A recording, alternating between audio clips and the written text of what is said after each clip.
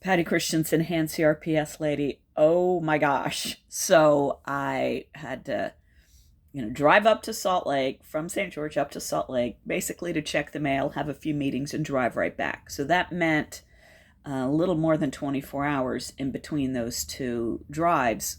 It's very, very, very hard on my hands. So I'm already stressed out enough. But Utah, we drive fast, especially on the interstate. There's nothing around, not a tree, not a cow, nothing. So the speed limit's 80. So you tend to do about, whatever, right? Anyway, and so I'm just solid clip. I'm going to get in about 5 o'clock. Plenty of time before it starts to get dark. Life's good, cruising along, and then all of a sudden, at mile marker 123, dead stop. We're all stopped. And we're sitting there, and so since we're sitting there, I go over and I look at the Utah Department of Transportation page, and it says, oh, well, here's the problem. There's a truck on fire, a semi on fire at like exit 115 or something. Well, this is kind of in the no man's land stretch. So the next exit's 120, which is a nothing exit. And so what it's saying is, this 3 miles, we're going to have to get off at that exit 120, go all the way around, and get back on at exit 112. And so I'm like, oh, okay. And originally Waze was like, yeah, that's going to add maybe 20 minutes. An hour goes by and I still am not even off the freeway yet. I still don't know what in the world the problem was. Because it shouldn't have taken that long. We got 2 lanes that's got to merge to one, that's got to go, over a bridge and around the way at 45 or whatever.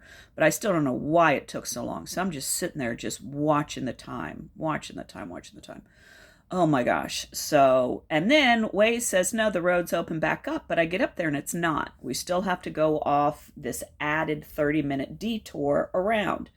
Great, whatever. I'm going to get there, whatever. And at this point, it means I'm for sure driving a lot in the dark, which makes me sound old. But see, I don't know that stretch very well. From basically, I've always gone to that part, but then I would head over to Zion. So this last part I've only just started doing, and there's some curves that, I don't know, and blah, blah, blah. And of course, there's no lights allowed because it's not in a major metropolitan area, blah, blah, blah. Anyway, so we get all the way around. We get on the freeway.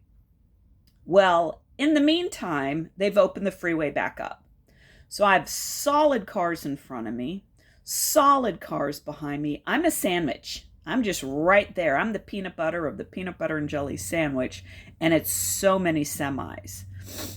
It's a bunch of triple rigs. I didn't think they were allowed to drive after dark. I that could be an old wives' tale, but what do you do when you're stranded for 2 hours? You can't get to your depot. You got to just do what you got to do. Anyway, and everybody understandably was, pissed because this was a 2+ hour delay. And so everybody's getting super aggressive. Just the crazy, it's solid vehicles. And like if I'm in the left lane, there's semis on both right in front of me, whatever, the semis got to get around the other semis. It takes a while.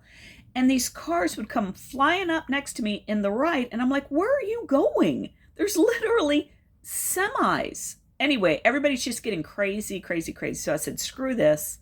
I'm going to get in the right lane. There was a semi. He was going 70. It's 10 miles below the speed limit, but it's dark. That was a good clip. You know what? It's fine. So I got behind him for a while, and these cars, and frankly, so everybody's upset. And so everybody's being super, super, super aggressive drivers.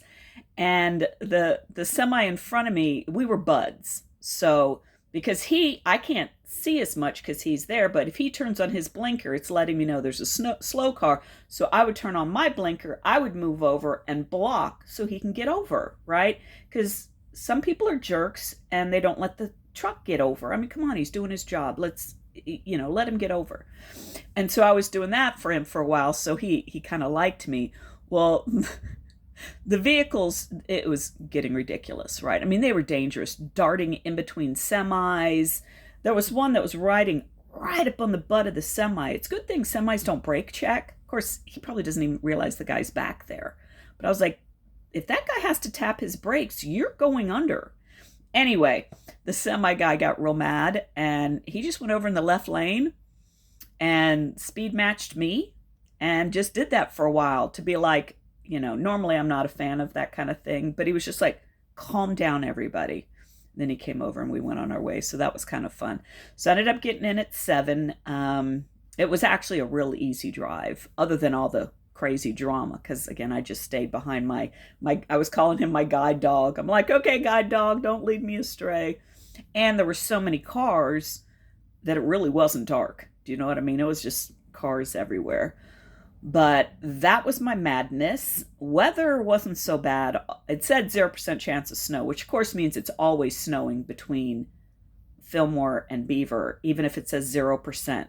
I called my husband and he's like, it says 0%. I'm like, well, let me show you what's going on. Anyway, so I made it okay, but I was so wound up.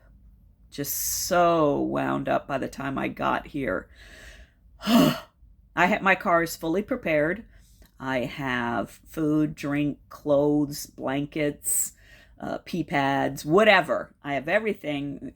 And it was only a 2-hour delay, so I was fine. I didn't need any of my emergency supplies.